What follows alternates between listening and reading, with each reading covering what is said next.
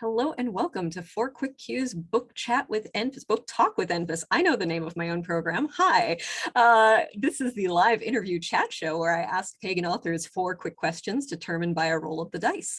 If you have any questions for tonight's guest, please pop them into the comments and we'll circle around to those at the end.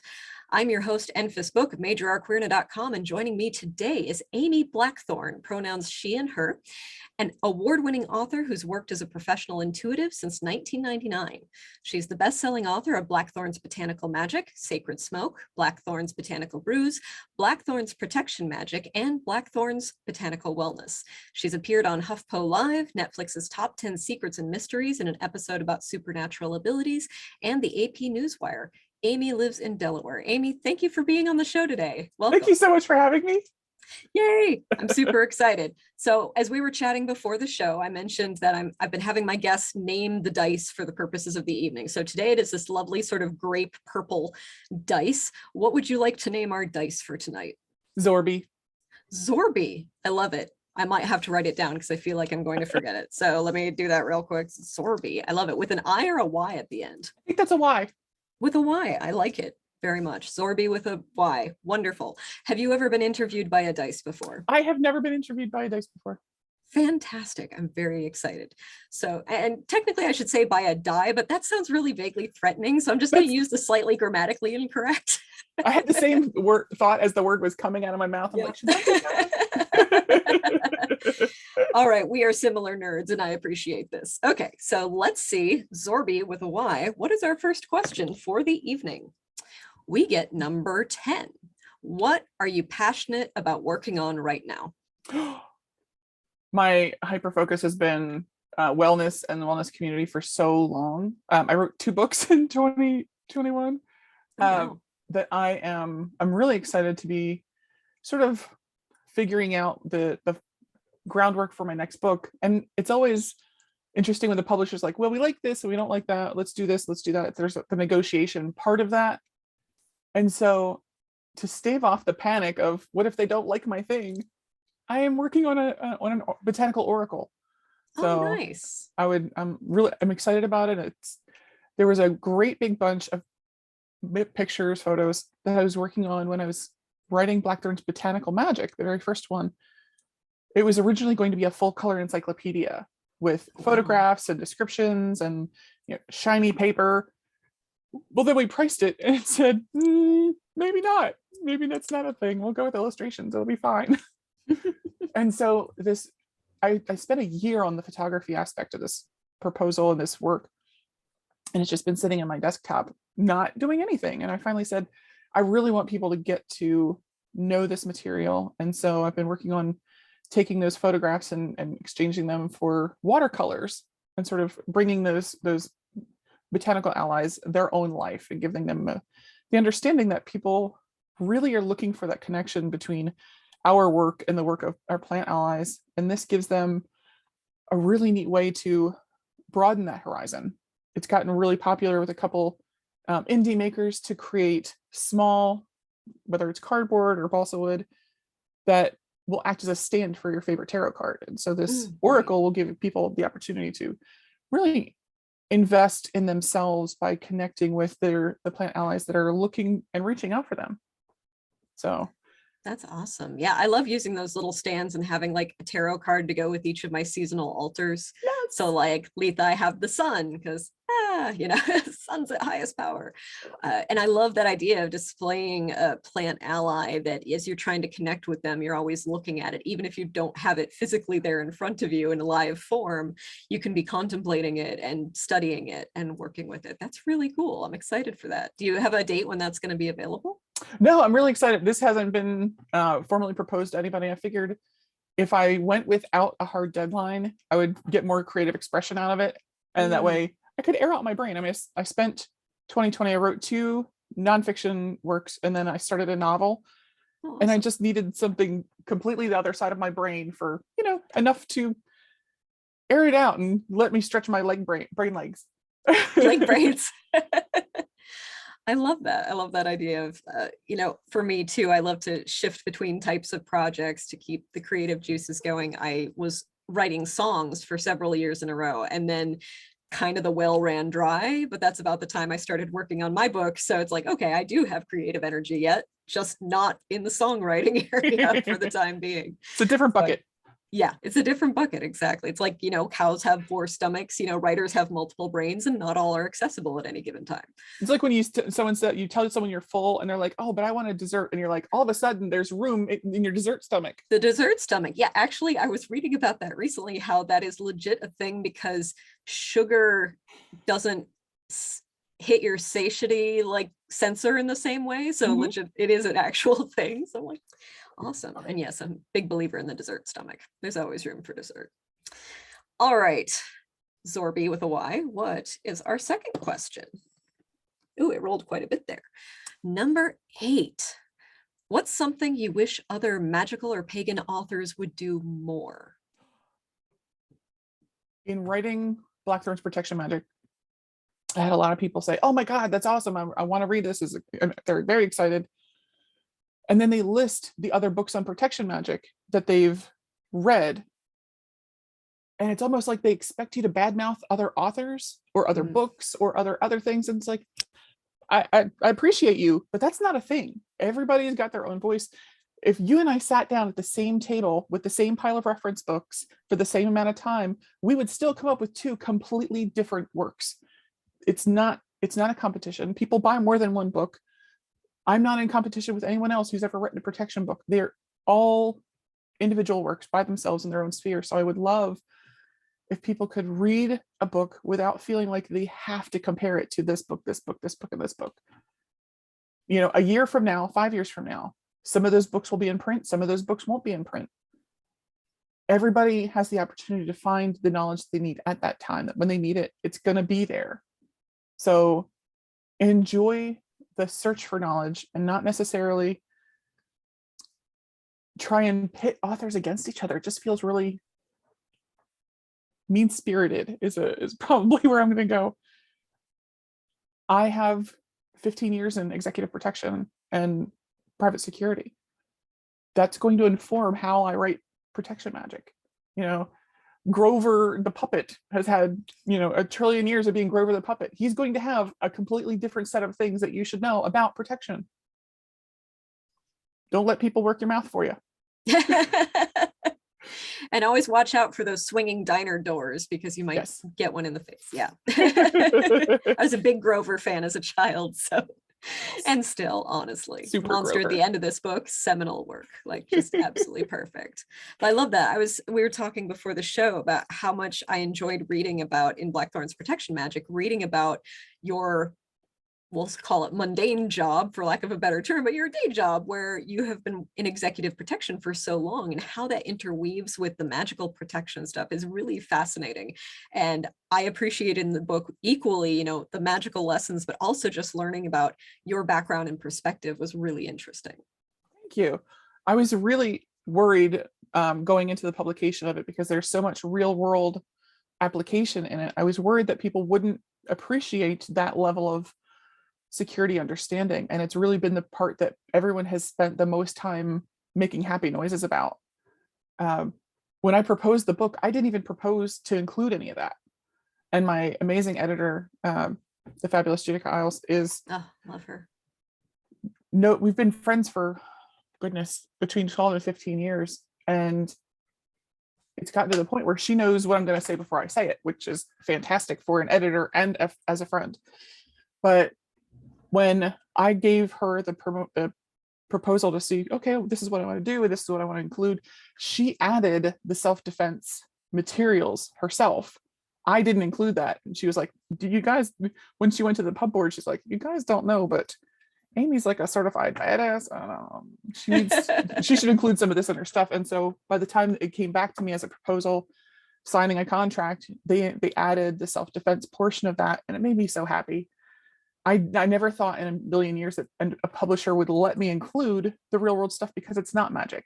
I did have magic in the section, talking about our situational awareness and applying the Cooper's color code to candle magic to help us have a greater understanding of not only where we are, but our situational awareness in our time, space, and place where we are.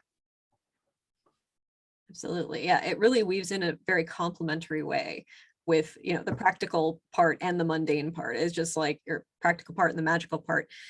Because, like if you're trying to do a spell to get a job and you don't send your resume anywhere, you're probably not going to get a job no matter how much oomph you put into it.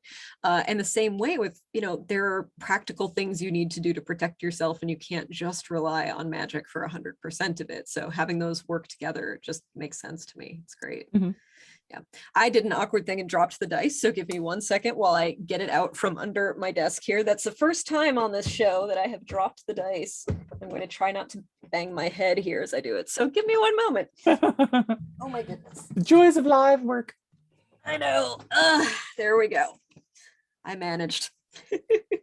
So, all right, two down, two to go. For folks who have just tuned in, we do take questions from the audience in Facebook. If you are tuning in live on Facebook, please feel free to throw a question out and we will get to that in not too long. So 2 more questions to go from Zorby with a Y. Number 11, how did you get started writing? I have wanted a book with my name on it since before I could write my name. I mean, I'm in kindergarten and people are reading books to us, and the stories that people have come up with, and they're showing us the illustrations and the depth of understanding that comes with even in kindergartners and pre-K, the depth of understanding that comes from hearing these stories, and you see the change that overcomes people, and I'm like, I want that, I want that, I want that. And so I had been working in Thorn magazine. I was an associate editor by the time that the magazine folded, but I had a really fantastic, tooting my own horn, I have really enjoyed doing an Ask Phoebe style advice column for pagans and witches in a pagan magazine, readily available. And it got to the point where I was so excited to make sure that people had a place where they could ask the questions that they were too embarrassed or too shy, or even they didn't have pagan friends that they could ask these questions to. And I was really excited to be able to provide that for them. So in 2015, my friend Natalie, who is also a pagan author, we knew that Judica was going to be at, oh goodness, what is Lady Rhea's shop's name? We were going to go to the Bronx and listen to a lecture from Judica about the Witches of Yule. It was December-ish. We said, this sounds like a lot of fun. I drove 2 hours to her. We drove 2 hours into the Bronx. And then Judica walks up with her fabulous people, and she's carrying books and she's all excited and she's waving at me. I'm like, there's like a trillion people here to see you. We hit the intermission portion. Now keep in mind, this was supposed to be a 2-hour lecture. And so everyone is so entranced by the things that Judica's talking about that it was like hour 4, and she's like, maybe we should do an intermission, because Lady Rhea's shop was amazing. This was, you knew you were walking into someone's home, not just someone's shop. Like you walked in the door and she'd hand you a glass of Prosecco, tell you to find a place to sit down, and like you mingle and have friends and meet people. And it was really, really lovely. And so during the intermission, Judica comes over to me and she says, hey, why aren't you writing for us? Like, I don't know who us is, but I'm down for whatever this is. Oh, I forgot to tell you, I just started working for Wiser Publications. I'm one of their editors. What are you writing right now? And I gave her the elevator pitch for 5 different books that I had been poking around with. She said, send me that one. And that's what eventually turned into Blackthorn's Botanical Magic, was her connection with the material. She loved the way it sounded. And by the time she took it to the pub board, I knew that it had legs by the time she called me at like 9 o'clock at night on a Sunday. Like, nobody's working on Sundays, and 9 o'clock is late in the evening for a Sunday. So this might be a thing. And so by the time I was able to sign a contract, I was just aghast at how ridiculous and awesome and amazing that it felt to have somebody really say, you write well, and I would love to see what you would do with this material. Awesome. Yeah, that's definitely a magical moment. Like, wow, people want to read what I write, not just in short form, but they want to read a whole book of my stuff, really? Well, far be it for me to disavow them of that impression. Let's see if this has legs. That's awesome.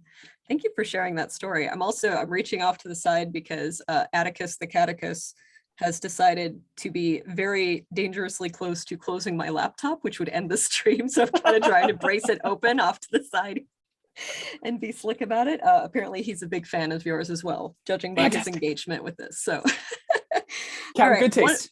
One more question from Zorby, and then we will take questions from the Facebook chat. So number 3, kind of along the lines of what you're just doing, rave about someone else's book. What's something great you've read recently? There's so many amazing ones. I just, where did it go? Lisa Wagner has just released Positive Pagan, staying upbeat in an offbeat world. And if you haven't met Lisa, she is just a beacon of joy. Every time you look at her, her whole face lights up. And so I'm thrilled that she was able to find a way to put that not just into words, but to carry that spirit of, not only is this very strong and very passionate work that we do, but we spend a lot of time as staid, mature people who are doing this magical practice.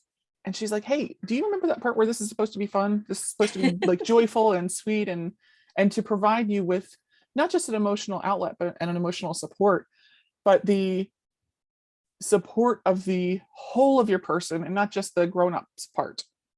So spells, meditations, and rituals for greater happiness, fulfillment, and confidence. And it's such a sweet book. It's the voice is very friendly.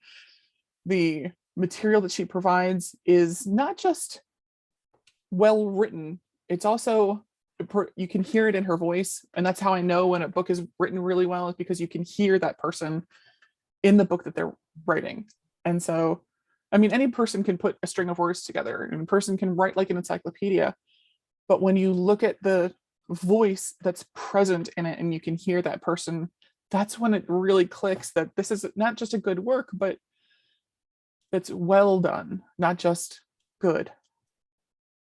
That's awesome. Yeah, that one's on my TBR stack, and I cannot wait to dive in because, yeah, there's a lot of things lately that are kind of bringing a lot of folks down, and using the magic to help balance it out, not to ignore the bad things, but to just remind ourselves there's some good stuff out here too. Then we can't just be completely in the grim, dark space all the time.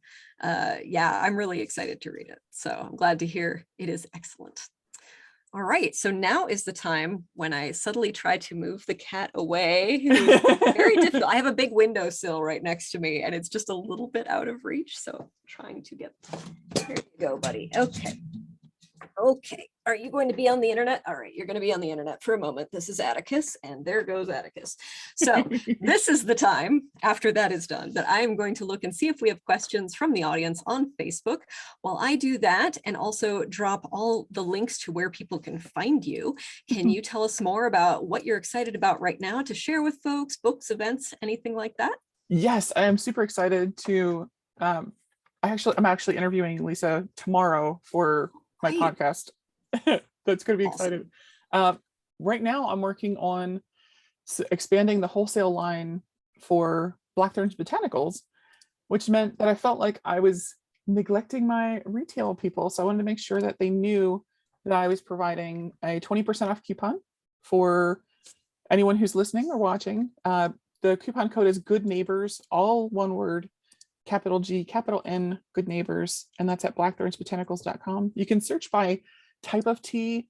If you're a black tea fan, if you don't like that, if you want to try a green tea, a white tea, if you're like myself, cannot have the caffeines, you can actually search by herbal and non-caffeinated. Remember that decaf and non-caffeinated are two different things. But there's things like a tarot line of tea. You want to embrace the energy of the Fool. There's a cranberry orange herbal tea that's really bright and sweet, and it tastes like sweet bread. That sounds amazing. Thank you. There are planetary teas, for instance. The popular one right now is Venus. It's a white tea with, it tastes like strawberry jam. Just amazing. But the neat thing is being able to creatively express myself with the tea is instant gratification. because the minute I put it together, I can have it. It's not like designing something on paper that you still have to build. Once I design it, it's a thing, and I can enjoy it already. Awesome. I'm putting that coupon code in the chat here too. Thank you. So people can find that. Wonderful. Well, we don't have any questions from the chat today. So I would first of all want to say thank you. This has been a delight. I love doing this because I get to meet all these really cool people and get to talk to them about their books, which is something I absolutely love doing. So thank you for being with us. I want to tell folks about our upcoming guest.